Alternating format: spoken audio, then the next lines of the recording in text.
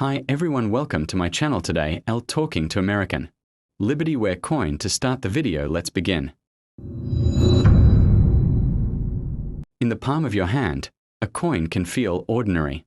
Just a circle of metal, exchanged for goods, passed from pocket to pocket. But some coins hold much more. They carry with them the weight of history, symbols of national pride, and the stories of the people who created and used them. And in 1971, the United States released a brand new coin unlike anything Americans had seen in decades, the Eisenhower dollar, known to many as the Liberty dollar, and instantly recognizable by its bold eagle design, which some thought resembled a falcon sweeping down onto the lunar surface. This $1 coin became a cultural icon of the 1970s. Today, we are diving deep into the fascinating story behind the 1971 Liberty Eisenhower dollar, its history, its design, its role in America's economy, and why collectors still treasure it more than 50 years later. So sit back as we explore the coin that was meant to honor a president, celebrate the space age, and restore the mighty US silver dollar. Chapter 1: America in 1971, a nation at a crossroads. To understand the Eisenhower dollar, we need to step back to the late 1960s and early 1970s. America was at a turning point. The 1960s had been a decade of great triumphs, like President Kennedy's moonshot promise, fulfilled when Neil Armstrong set foot on the lunar surface in 1969. But it was also a decade of turmoil, civil rights struggles, assassinations, and the grinding war in Vietnam. By 1969, Dwight D. Eisenhower, the five-star general who had led the Allies to victory in World War II and later served 2 terms as U.S. President, passed away at the age of 78. His death sparked a national conversation. How should America honor him? At the same time, the U.S. Mint faced another dilemma. The traditional silver dollar, once the backbone of American commerce, had disappeared from circulation. The last one minted for circulation had been the peace dollar of 1935. For decades, the American public had lived without a circulating dollar coin. Now, lawmakers and mint officials wondered, could the dollar coin make a comeback? And could it also serve as a tribute to Eisenhower's legacy? Chapter 2: The birth of the Eisenhower dollar. The idea of a new $1 coin was introduced to Congress in 1969, just months after Eisenhower's death. Supporters argued it would be the perfect way to honor both Ike's military and presidential service, as well as the incredible achievement of the Apollo 11 moon landing. But there was a problem: silver. By the late 1960s, the US had abandoned minting circulating coins in silver. Rising bullion prices meant that coins were worth more melted down than their face value. In 1965, silver dimes, quarters, and half dollars had been replaced with copper-nickel-clad coins. So when Congress debated the new Eisenhower dollar, a heated question emerged: should it be made in silver, like the old dollars, or in modern clad metal? The compromise was ingenious. Circulating Eisenhower dollars would be made of copper-nickel-clad, but special collector's editions, proofs and uncirculated sets, would be struck in 40% silver. That way, everyday Americans could use the coin, while collectors could still enjoy a nod to tradition.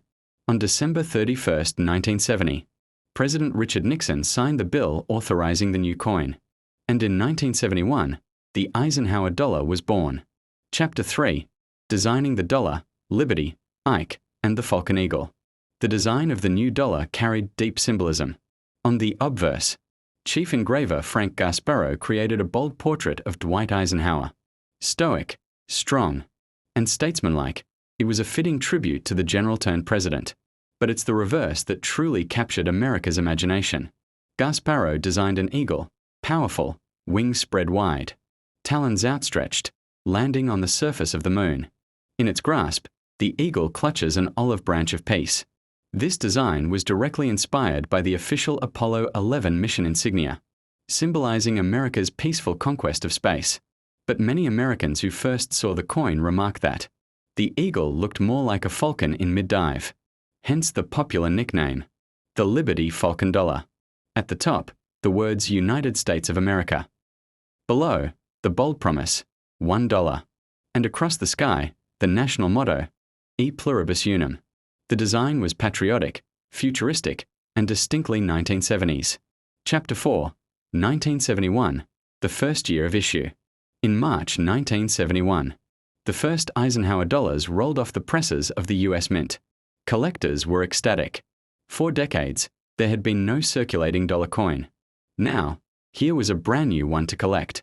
But for the general public, the coin was, well, less practical. At 38.1 millimeters in diameter and weighing 22.68 grams, the Eisenhower dollar was huge. It was the largest coin the Mint had produced in circulation since the peace dollar. Many Americans found it bulky, heavy, and inconvenient for everyday use. Still, the 1971 Eisenhower dollar became a popular keepsake. Banks reported that people would withdraw rolls of the coins, not to spend, but to save. Families gave them as gifts for graduations, birthdays, and holidays. And for collectors, the 1971 issue became a fascinating study. There were actually several varieties. In 1971, Philadelphia issue, no mint mark, struck for circulation in copper-nickel clad. And 1971 D Denver Mint, also copper-nickel clad. And 1971 S, San Francisco proof and uncirculated, struck in both clad and 40% silver versions. The silver proofs were especially prized, marking the first time in years that the US Mint had issued silver coins for collectors. Chapter 5, the coin in context, America's changing currency. The Eisenhower dollar wasn't just a coin. It was part of a much bigger story, America's changing relationship with money. By 1971, President Nixon had taken the United States off the gold standard. The dollar was no longer backed by gold bullion. Instead, it floated freely in international markets, its value determined by trust and trade. At the same time, inflation was beginning to creep up. Prices rose steadily, and the purchasing power of the dollar weakened. In this environment, the Eisenhower dollar was almost symbolic. It was bold, patriotic, and solid in the hand, but it struggled to find a true place in everyday commerce. Vending machines weren't built for it. Cash registers weren't designed to handle it. And most Americans preferred the convenience of paper $1 bills. So while millions were minted, few actually circulated widely. Chapter 6, Collector Varieties and Hidden Treasures. Narrator, 4 coin collectors. The 1971 Eisenhower dollar is full of fascinating quirks. For example, the 1971 Philadelphia issue is notorious for weak strikes, making sharp, detailed coins harder to find. Then there are the famous peg-leg Eisenhower dollars. On some dies, the bottom serif of the R in Liberty is missing, creating a variety that collectors eagerly seek out. And of course, the 40% silver issues from San Francisco are prized for their heft, shine, and precious metal content. Even today, collectors hunt for high-grade examples. A perfectly preserved 1971 Eisenhower dollar can command impressive prices at auction, especially in proof or silver formats. Chapter 7, Legacy of the Liberty Falcon Dollar. Though the Eisenhower dollar was minted from 1971 to 1978, its first year, 1971, remained special. It was the year America honored Dwight D. Eisenhower, the general who helped win World War II, and the president who led the nation through the Cold War. It was the year America's achievements in space were immortalized in coinage, with that eagle, part falcon, part symbol of liberty, landing on the moon forever in metal.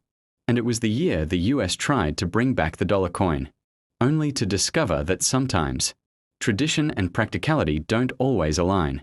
Chapter 8, Conclusion, A coin bigger than money. The 1971 Liberty Eisenhower dollar may not have changed the way Americans spent money. It may not have replaced the dollar bill or become the workhorse coin its creators imagined, but it succeeded in something far greater. It told a story of a great leader, a nation's triumphs, and a people reaching for the stars.